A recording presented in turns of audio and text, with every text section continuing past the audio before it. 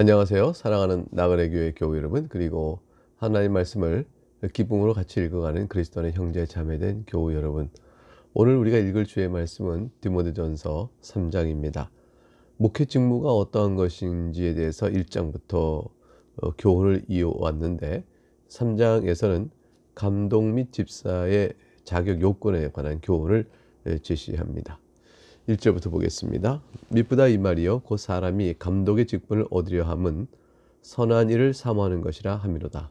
감독은 곧 장로를 의미하고, 또 그렇게 해서 경우에 따라서 감독 역할의 기능에 따라서요, 그렇게 각기 불려지는 이름입니다.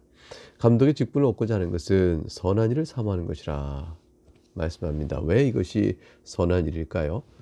그 당시에는 교회가 이방인들의 억압과 박해, 유대인들에 대한 또한 강한 또 박해, 그러니까 사방으로 교회를 개척하여 그 개척된 교회의 리더, 즉 장로나 곧 감독이 된다는 것은 자기의 개인적 희생이 굉장히 큰 것을 무릅써야 하는 것이었습니다. 그러니까 자신의 희생까지도 감내하며 주님께 자신을 내어드리는 헌신의 열정이 없어서는 불가능한 일이었죠. 오늘날에도 동일한 자세로 직분을 사모해야 할 것입니다. 사양의 겸손함으로 아예 나는 아니야 이렇게 말하는 것도 마땅치 않고요. 반대로 직분의 영광을 세속적으로 구하여 나아가는 것도 마땅치 않습니다. 그렇게 되면 필경 나태하고 게으르고 주님 보실 때 악한 종이 되기가 쉬운 것이죠. 그러니까 이 당시에 감독으로 세워진다는 것은 결국은 모든 교회를 하는 비방을 한 몸으로 받고 그리스도의 복음을 파수하는 진정한 믿음 있는 자가 세워져야 할 또 그런 일이었고, 그것이 또한 그렇기 때문에 선한 일이었습니다. 그래서 그것을 사모하고 나가는 자들은 참으로 하나님 보실 때 귀한 것으로 보여질 만한 일이었죠. 그러나 그렇다고 해서 이 감독은 많은 희생이 요구되고 또 죽음도 또는 많은 손해도 감수해야 되는 것이니까 누가 그걸 하겠냐, 그러니까 원하는 사람이 있으면 누구라도 해라, 이렇게 세울 수는 없는 일이었습니다. 그리스도 교회의 복음이 알려지고 전파되고 복음의 권위를 또 지켜가야 하는 일 속에서는 이것이 비록 아무리 희생이 요구된다 할지라도 이것을 감내할 사람은 마땅히 다음에서 보는 자격이 갖춰진 사람으로 세워져야 교회의 영광이 가리워지지 않는 것입니다. 2절부터 내용을 보면은, 그러므로 감독은 책망할 것이 없으며 한 아내의 남편이 되며 절제하며 신중하며 단정하며 나그네를 대접하며 가르치기를 잘하며. 책망할 것이 없다는 말은 전혀 어떤 형태의 흠이 없다는 말이 아니죠. 왜냐하면 사람 가운데 그런 사람은 없습니다. 결국 여기서 책망할 것이 없다는 것은 사람들의 평판에 아이 그런 사람이 무슨 장로야 무슨 감독이야 이렇게 할 만한 흠 있는 그런 불평을 얻을 만한 그런 것이 없는 사람이어야 된다는 것이죠. 평판이 무난해야 된다, 또는 더 나아가서 평판이 좋은 사람이어야 된다, 이런 뜻으로 생각하면 될 것입니다. 한 아내의 남편이 되며 라는 것은 장로가 되는 자는 반드시 혼인한 자여야 된다, 꼭 그렇게 해석하기 좀 어려워요. 왜냐하면 바울 자신이 혼인한 자가 아니었고 그렇게 보죠. 우리 예수님이 당연히 그런 것이지만 예수님은 논외의 부분이고요. 일반적으로 그러하니까 이것을 꼭 혼인을 해야 한다라는 말로 해석해야 하는 것은 해석적 여지가 있습니다. 근데 복수의 아내를 두지 않아야 한다는 말로 해석하는 것이 무난하죠. 한 아내의 남편이다. 그래서 아내를 여럿이 두어서는 안 된다. 그건 당시에 이제 이방 세속 문화를 생각해 보면 그렇죠. 세상 그 당시에 교회를 둘러싼 세속 문화 속에는 아내가 정실이 있고 후실이 있고 또 누가 있고 이런 식으로 해서 여러 아내를 두는 그러한 그 성적 문화를 생각해 볼 때 그것은 아니다. 질서 있게 한 아내의 남편이 되어야 한다라고 말하고 있고요.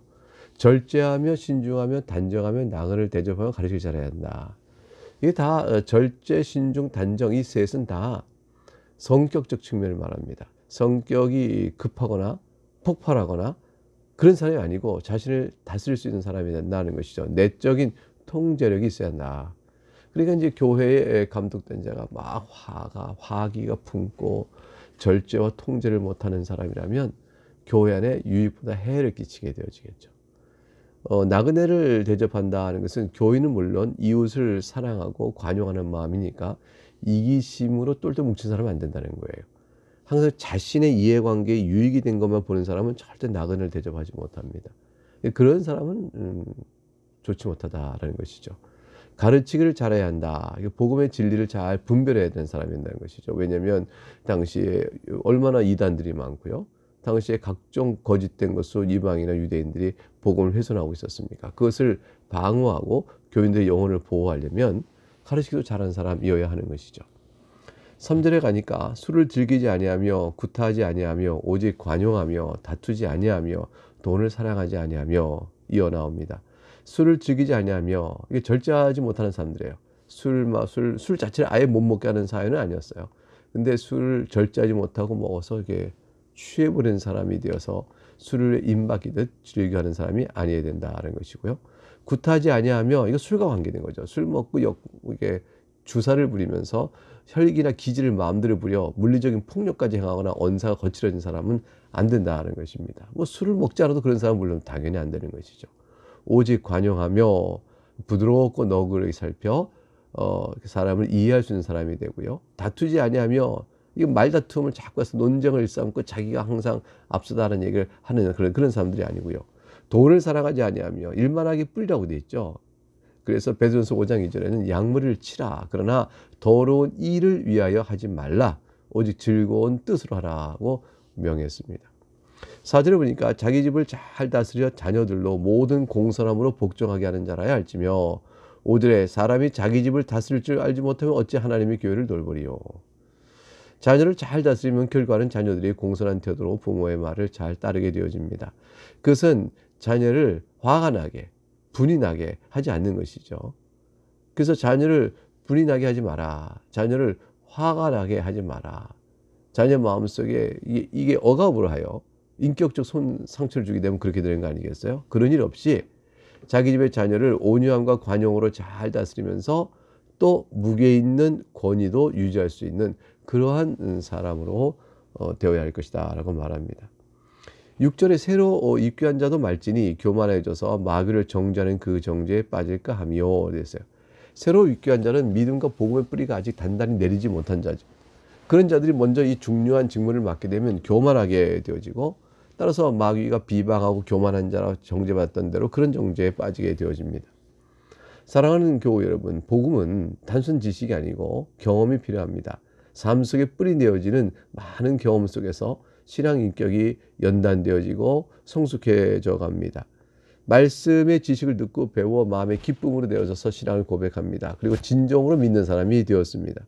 그래서 신앙생활을 시작하지만 과연 자기가 살아가는 인생의 흐름 속에서 복음이 과연 진리다라는 것을 절감하게 되는 일을 우리 얼마나 많이 경험하게 되어집니까? 자신이 죄인인 줄 고백하더라도 세월 속에서 자기 살아간 인생의 경험을 통해서 과연 자신이 본질상 죄인한 사실을 절감하는 일들이 또 있을 때 똑같은 죄인입니다 고백해도 그 무게감이 다르고 진정성이 다르고 뿌리가 깊어지는 것입니다. 그런데 새로 입교한 자는 순간에 굉장히 기뻐하고 복음을 즐거워하지만 삶 속에서 자신을 돌아보고 성찰하여 과연 복음이 진리됨을 계속 확인해가는 그런 경험들이 적으면 교만해지기 쉬운 거죠. 뿌리가 얕아서. 그런 일이 있을 수 있으니 입교한 자는 이것이 부족하니 입교한 자로 장로를 세우지 말라고 말합니다. 7절에 보니까 또한 외인에게서도 선한 증거를 얻은 자라 할지니 비방과 마귀의 올매에 빠질까 염려하라 하고 되어 있습니다. 외인에게도 선한 증거를 보인다는 것은 세상 사람들의 평판도 좋아야 한다는 뜻이 되어지는 것이죠. 이것은 뒤집어 얘기해보면 알만합니다. 세상 사람도 손가락질하고 비방할 만하고 흉볼 만한 사람이 교회 내에서 어떻게 리더가 쫙 돼버리면 교회를 통해서 이렇게 복음을 전하는 도덕적 권위가 그만 땅에 실추되어져서 효력 있게 전파를 하지 못하게 되어지죠. 세상에서도 좋은 평가를 받지 못한 자가 그만 비방과 마귀 올무 곧 마귀처럼 닻에 빠져버리게 될 수 있죠. 왜냐하면 세상에서 평판이 안 좋은 자가 교회에서 리더가 됐는데 그 평판이 안 좋은 그대로 교회 안에서도 리더가 된 다음에도 그냥 마귀의 덫에 빠져서 큰 시험을 들 수가 있습니다. 그러면 복음 전도와의 근본적 기초가 무너지게 되어지는 염려를 하고 있는 거라 말씀할 수 있습니다. 이렇게 감독의 직분에 대해서 7절까지 말한 이후에 8절 이하부터는 집사가 갖춰야 될 조건에 대해서 다시 교훈의 말씀을 주고 있습니다. 8절 이와 같이 집사들도 정중하고 일구이연을 하지 아니하고 술에 임박이지 아니하고 더러운 일을 탐하지 아니하고 이렇게 되어 있습니다. 정중하고라는 말은 존경받을 만하다라는 뜻입니다. 일구이연을 하지 않는다는 것은 이렇게 저렇게 그때그때 말을 바꾸어 교묘하게 처세하면서 거짓말하는 사람은 신뢰를 잃어버립니다. 그런 사람이 집사로서 재정 출납과 재정을 관리한다는 것은 참 어려운 일이죠. 술에 임박이지 아니하고 아까 장로에게 똑같이 술을 즐기지 아니하며와 같은 의미입니다. 많은 술에 즐겨 그것에 빠지는 사람이 되면 안 되고 더러운 일을 탐하지 아니하고 성도를 사랑하지 않고 자기의 배를 사랑하는 사람, 자기 이익을 추구하는 사람, 그런 자가 되지 않아야 된다. 그런 자가 목사의 경우도 있다면 사꾼 목자가 아니겠습니까? 그러니까 어떤 직분자도 더러운 일을 탐하면 교회에 건강하고 질서 있는 공의로운 공정한 절차들이 다 왜곡되게 되어집니다. 9절에 깨끗한 양심의 믿음의 비밀을 가진 자라야 할지니 그랬습니다. 양심이 바르고 깨끗하며 믿음의 비밀 곧 십자가의 복음의 진리를 진정으로 깨닫고 거기에 합당한 자기 고백을 가진 자라야 한다는 것이죠. 그러니까 그 믿음의 지식에 합당한 복음의 믿음의 지식에 합당한 양심을 갖는 사람입니다. 신앙 양심이 자기가 믿고 고백하는 바대로 움직이는 사람이어야 한다는 것을 뜻하고 있습니다. 10절에 이에 이 사람들 먼저 시험하여 보고 그 후에 책망할 것이 없으면 집사의 직분을 맡게 할 것이요 라고 했습니다. 먼저 시험하여 보라는 것은 과연 그런가 잘 살펴보라는 뜻이죠. 어떤 방식으로 해야 될까요? 당회가 그 사람이 과연 그런가 살펴보는 일들이 있을 것이고요.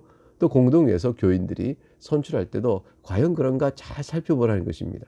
살펴보는 과정 속에 집사의 후보가 될 만한 사람에게 문답을 통하거나 평판을 알아보거나 이런 일도 있겠지만 그런 일들을 일부러 어떻게 하겠어요? 교회 생활 쭉 해온 상황 속에서 잘 살펴 분별하니 사실은 이런 사람을 먼저 시험하여 보는 교인들의 태도가 더 중요해요. 교인들이 먼저 그 사람이 과연 합당한가를 살펴보는 자기 안에서 비밀을 위해 생각해보는 일들도 필요하겠죠. 이와 같은 일들이 있어서 그 후에 책망할 것이 없으면 그런 집사의 직분을 그대로 맡게 한다 이렇게 되어 있습니다. 이게 대개 이제 당의 책임이 좀 큰 부분이 여기서 등장하게 되겠습니다. 11절에 여자들도 이와 같이 정숙하고 모함하지 아니하며 절제하며 모든 일에 충성된 자라야 할지니라 이렇게 되어 있습니다. 여기서 정숙하다는 것은 뭐 아까 말씀드린 것처럼 존경받을 만하다는 것인데 먼저 여자들은 누구를 의미하는 것일까? 여자 집사일까? 아니면 앞에 나온 집사의 아내일까? 근데 장로의 아내에 대해서 언급이 없었잖아요. 그러니까 아마도 여자 집사를 의미할 것이다 라고 하는데 그런데 집사는 그 다음 절에 보게 되면 한 아내의 남편이라 말이 나와 있으니까 남자를 세웠단 말이죠. 여자 집사라는 것은 아닌 것 같은데 어떻게 되는 것일까 라고 말하겠지만 여자 지도자는 좀 있었어요. 어떤 지도자냐면 그 각각의 가정을 신방하거나 살피거나 할 때 여자들과 관계하거나 여자 과부들도 있고 하기 때문에 그 역할, 집사의 직무의 역할을 맡아서 그 일을 감당할 여자 지도자들이 있었던 것이죠. 그런 의미들은 오늘날 따지면 여자 권사와 같다 볼 수 있을 겁니다. 이 권사와 같은 분들이 있어서 두루 성도의 성편을 살피고 또 이렇게 알아보고 이건 뭐 남자들이 다 할 수가 있는지 아니니까요. 그런 부분에서 여자의 지도자가 있었다. 여자들도 그럼 그런 지도자는 어떻게 될 것이냐? 정숙해야 된다. 즉 존경받을 만한 사람이어야 한다. 모함하지 아니하며 이건 모함하지 아니하는 말은 어떤 말이에요? 거짓으로 다른 일을 헐뜯지 않는다는 것이잖아요. 그런 일이 없어야 될 것이며 참 이것은 또 절제하며 곧 방종하지 않고 술을 즐기지 아니하며 모든 일에 충성된 자, 곧 모든 일에 믿을 만한 자라 될 것이다. 이것은 오늘날 신방 전도사님이라는 게 신방 전도사를 모셔서 사역을 맡길 때가 있고 권사님들도 신방을 다니실 때가 있는데 이제 그럴 때 어떤 구역장이 또 이렇게 살핀다. 어서 리더지가 되어졌다. 그때 이 말 저 말 옮기거나 또는 이 사람을 만나서 다른 교회를 헐뜯거나 이런 일이 있으면 얼마나 교회가 시험이 되겠어요. 그런 일이 있는 사람이면 아니 된다라고 말하고 있는 겁니다. 12절에 집사들은 한 아내의 남편이 되어 자녀와 자기 집을 잘 다스리는 자일지니 이 점에서 장로와 똑같은 자격 요건을 말하고 있습니다. 사실상 지금 집사의 자격 요건이나 장로가 갖춰야 될 자격 요건이나 영적 도덕적 측면에서 어떤 차이도 사실 없습니다. 그것은 뭘 의미하냐면 직무가 서로 다르다 해서 직분이 서로 다르게 세워지지만 똑같이 교회에 주는 영적 리더십과 영향력을 생각할 때 다 중요하고 차이가 없다는 것을 의미합니다. 이렇게 직분을 잘 감당할 자가 받을 보상에 대해서 13절에 이르기를 집사의 직분을 잘한 자들은 아름다운 지위와 그리스도 예수 안에 있는 믿음에 큰 담대를 얻는다. 이렇게 되어 있습니다. 하나님 앞에서 그리스도의 일꾼으로 큰 영광을 얻고 인정을 받는 뜻이죠. 이게 얼마나 큰 아름다운 지위이겠어요. 우리가 그 앞에서 굳건하게 착하고 충성된 종이다 라고 우리가 맡은 바 책임에 대해서 확고한 지위를 인정받는다. 이거 칭찬을 받는다는 뜻이에요. 그리스도 예수 안에 있는 믿음에 큰 담대를 얻는다 했으니 그리스도 예수를 믿는 믿음에 확신이 더 세워진다는 것이죠. 그 확신 있게 또 주 앞에 십자가 받는 착하고 충성된 종으로 이렇게 감당하는 자가 될 것이라. 집사 직분 잘 감당한 자는 결국 그런 두 가지 보상 또는 결과를 얻게 될 것입니다. 마지막으로 이제 서신을 기록한 동기의 원지를 14절에 말하죠. 내가 속히 너에게 가기를 바라나 이것을 너에게 쓰는 것은 만일 내가 지체하면 너로 하여금 하나님의 집에서 어떻게 행하여 할지를 알게 하려 하려고 이걸 썼다. 그랬어요. 디모데는 이 편지를 읽으면서 하나님의 집에서 즉 교회죠. 내가 어떻게 해야 옳을까 하고 하나씩 이렇게 꼽아보는 지혜가 있도록 교훈을 주고 있는 것이라 이렇게 되어 있습니다. 교회는 첫 번째 14절에 하나님의 집이라 이렇게 표현되어 있고요.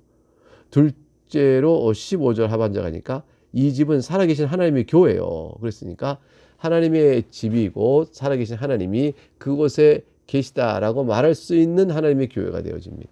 그리고 그것은 곧 무엇으로 하나님이 우리와 함께 있다는 걸 보여줄까요? 하나님의 말씀에 계시된 진리가 바르게 선포될 때죠. 이게 진리의 기둥과 터라 되어 있어요. 집이 서 있으려면 기둥이 있어야 되고 터가 있어야 됩니다. 그 든든쓰죠. 하나님의 말씀이 우리와 함께 거하도록 그 복음의 진리를 세우고 바치는 것, 그것이 바로 교회입니다.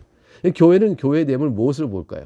그것은 그곳에서 복음의 진리가 바르게 선포되어지면 과연 교회가 여기 있구나 말할 수 있는 겁니다. 그래서 교회를 나타내는 표지 가운데서 이게 바른 말씀의 선포, 성례의 바른 집행, 그리고 이제 되게 이제 권징을 또 하나의 표징으로 넣는 분들이 계십니다.